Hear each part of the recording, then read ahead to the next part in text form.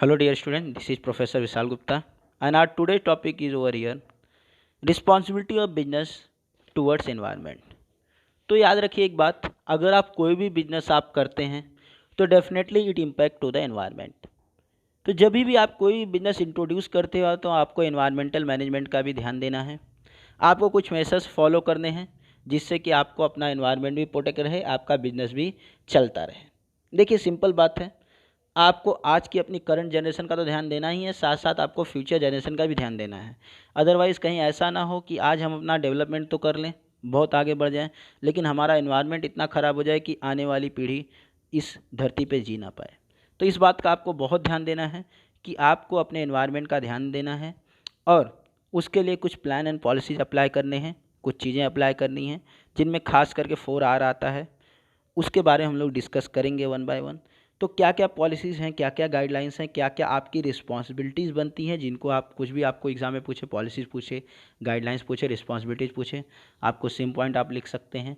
तो चलिए हम लोग अपने पॉलिसीज़ की तरफ आते हैं। हमारी क्या क्या पॉलिसीज़ होनी चाहिए, क्या क्या गाइडेंस होना चाहिए एनवायरनमेंट को प्रोटेक्ट करने के लिए। छोटा सा समरी देख लेते हैं। गाइडलाइंस टू प्रोटेक्ट एनवायरनमेंट, क्या क्या गाइडलाइंस। पहला प्लानिंग स्टेज में, दूसरा development of design, third manufacturing stage, fourth assess current environmental impact, fifth use of interactive tools and sixth use of 4IRs। याद रखिए 6 वाला पॉइंट आपको एनी हाउ लिखना है, बाकी कुछ लिखें या ना लिखें। वन बाय वन हम डिटेल में आते हैं। सबसे पहले एक आपने कहावत बहुत जूनी सुनी होगी, वेल प्लान हाफ डन। मतलब आपने अगर प्लानिंग प्रॉपरली कर ली है तो आपका आधा काम ऐसे ही हो गया। देखिए आप जब कोई भी बिजनेस चालू करते हैं तो सबसे पहले जब आप उसकी प्लानिंग करते हैं तो उसी प्लानिंग के टाइम पे ही आप इस बात का भी ध्यान दीजिए कि आपको एनवायरनमेंट का किस तरीके से ध्यान देना है। मतलब किस टाइप की मशीनरी लगानी है, कहाँ बिजनेस स्टार्ट करना है। अभी एग्जांपल, आपने सोसाइटी में जहाँ पे लोग रहते हैं उसके बीच में आपने बिजनेस चालू कर चुके हैं। अब उसके बाद आप सोचेंगे यार सोसाइटी को कैसे प्रॉब्लम ना हो, तो फिर तो इसका सोच के ही कोई मतलब ही नहीं है, क्योंकि आप तो ऑलरेडी जो सोसाइटी को परेशान करना था तो आप ऑलरेडी कर ही रहे हैं और ऑलरेडी कर चुके हैं। तो आपको पहले ही आपको प्लान करना है कि भाई हम लोग कहीं सोसाइटी से दूर बिजनेस चालू करेंगे, कहीं इंडस्ट्रियल जोन में बिजनेस चालू करेंगे। तो जब आप प्लानिंग स्टेज में होते हैं, जब आप पहले ही आप प्लान कर रहे होते, तभी आपको एनवायरनमेंट एस्पेक्ट का भी ध्यान देना चाहिए कि किस तरीके से पॉलिसीज़ बनाई जाए ताकि आपका एनवायरनमेंट भी अच्छा बना रहे और आपका बिजनेस भी अच्छा चले। See that environmental aspect are to be considered at planning stage only. Policies should be well coordinated and balance with while preparing the plan. जब भी आप प्लान बनाते हो प्रॉपर कोऑर्डिनेशन होना चाहिए कि आपका बिजनेस भी अच्छा चलता रहे और आपके एनवायरनमेंट को भी प्रॉब्लम ना आए। तो इन शॉर्ट सिंपल सी बात है, बिजनेस स्टार्ट करने से पहले जब आप प्लानिंग करते हैं, प्लानिंग के टाइम पे आपको एनवायरनमेंट का भी ध्यान देना चाहिए। ये आपका पहला गाइडेंस है। डेवलपमेंट ऑफ डिज़ाइन, चलिए आपने प्लान कर लिया, आप उसके अकॉर्डिंग अपना डिज़ाइन डेवलप कर रहे हैं। तो जब आप उसका नेक्स्ट स्टेप पे जाते हैं तो आपको इस बात का ध्यान देना है कि आप जितना हो सके मटेरियल, वाटर या जो भी नेचुरल रिसोर्सेज हैं उनका इस्तेमाल कम से कम करें। केमिकल वगैरह का एमिशन कम करें। जैसे आप नीचे पिक में देख सकते हैं सेव वाटर, आप देख सकते हैं वहाँ पे बहुत सारे केमिकल्स वगैरह निकल रहे हैं, एमिशन हो रहे हैं, धुआं निकल रहा है। वो चीज़ें जितना हो सके कम से कम करें। इससे क्या होगा, आपका एनवायरनमेंट प्रोटेक्ट रहेगा।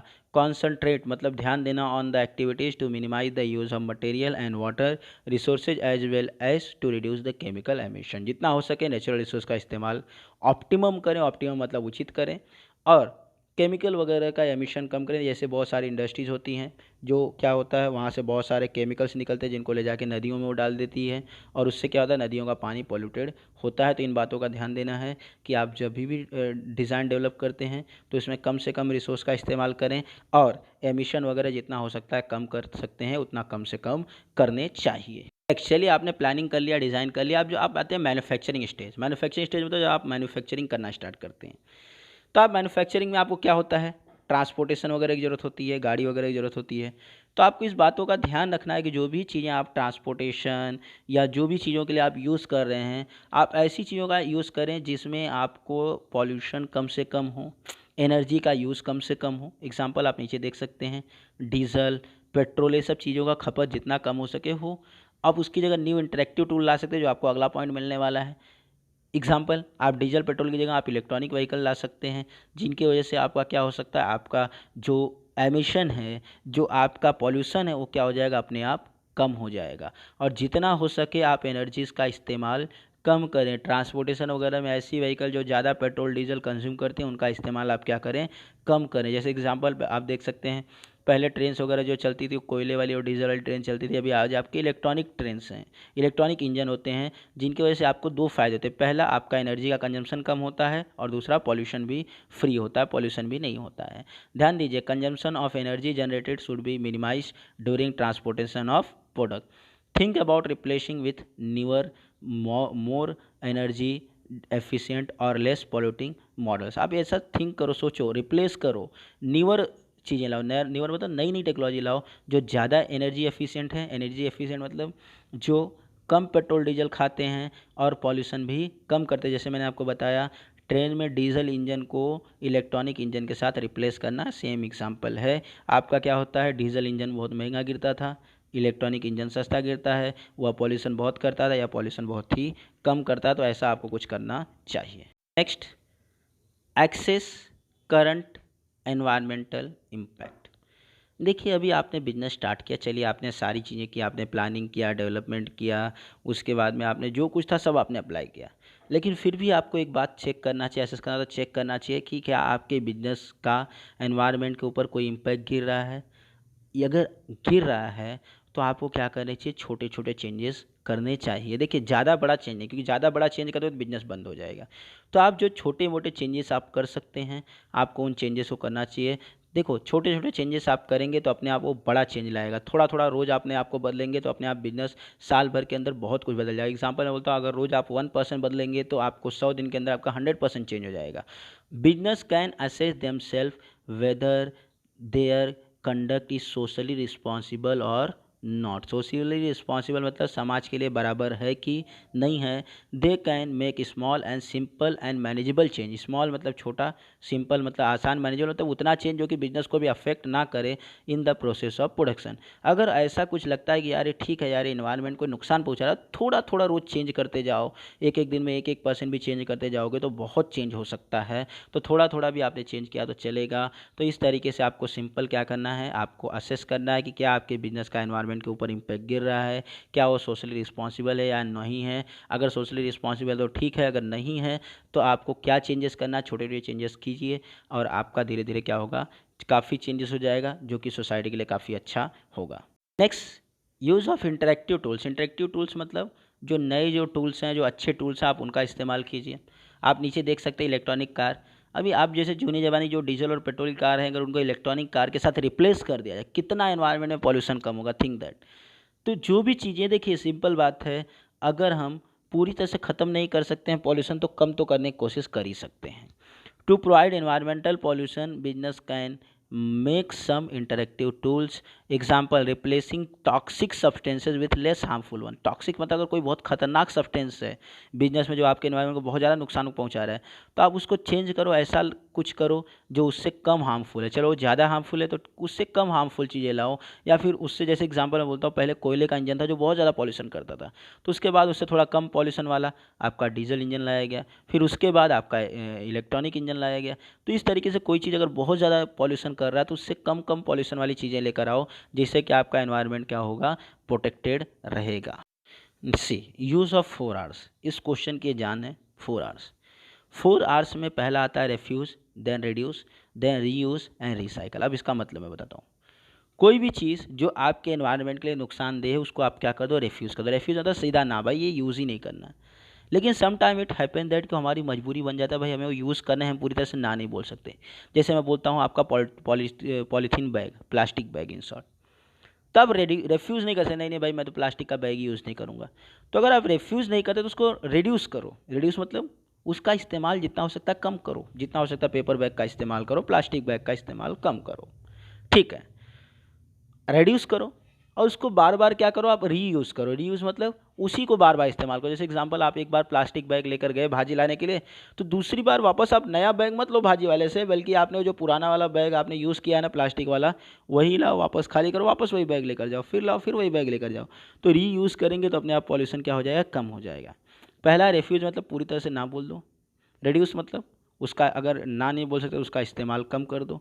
रीयूज़ मतलब उसी को बार बार इस्तेमाल करो। And next one is there recycle, और फाइनली उसको क्या कर दो, रिसाइकल कर दो। रिसाइकल का मतलब मैं आपको बताता हूँ, वही चीज़ आपका जाता है, वापस मशीनरी के अंदर मेल्ट करके केमिकल वगैरह से उसको क्लीन करके वापस वो नया बनकर आ जाता है। जैसे एग्जांपल चलिए मैं पेपर का एग्जांपल देता हूँ। पेपर आप पूरी तरह से रेफ्यूज़ नहीं कर सकते, लेकिन उसको आप रिड्यूस करेंगे तो थोड़ा बेटर होगा। उसके बाद आप उसको बार बार रीयूज़ कर सकते हैं और फाइनली उसको क्या करते हैं, वापस वो पेपर जाता है, वापस से रिसाइकल होकर नया पेपर बन के आ जाता है। तो first try to refuse pollution creating material. सबसे पहले आप क्या कोशिश करो, आपको देखो लिखा हुआ है, जो भी चीज़ें जो पॉल्यूशन क्रिएट करती है उसको रेफ्यूज़ करो।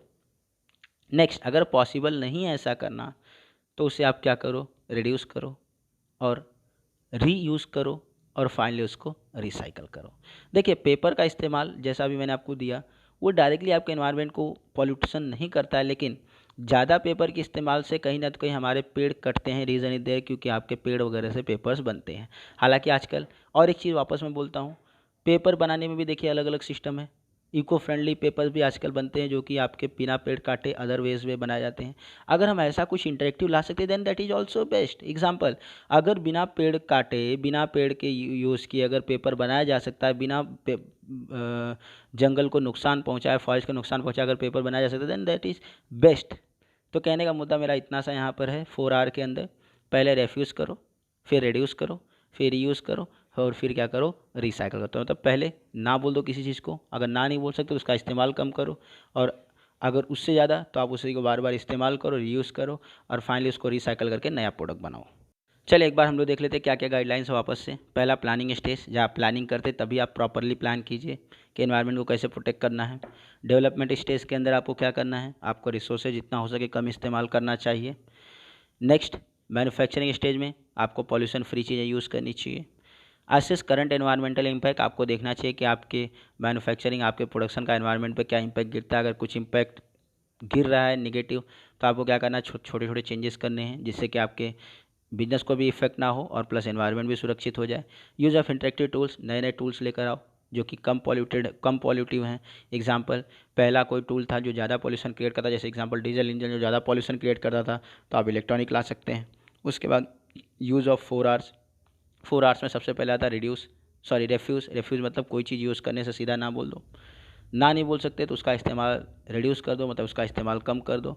अगर नेक्स्ट स्टेप पे फिर जाएंगे आप, रीयूज़ मतलब उसी का बार बार इस्तेमाल करो और फाइनली आप उसे क्या करो, रिसाइकल मतलब उसी को मेल्ट करके वापस से उसका नया प्रोडक्ट बना दो ताकि वो एनवायरनमेंट में जाएगा नहीं, तो एनवायरनमेंट को नुकसान करेगा नहीं। I hope all of you have enjoyed and learn many thing from this video. Still anybody have any doubt or confusion, you can ask in the comment. If any feedback or guidance, you can also write in the comment. I'll apply from the next video. Thank you very much to all of you for watching the video.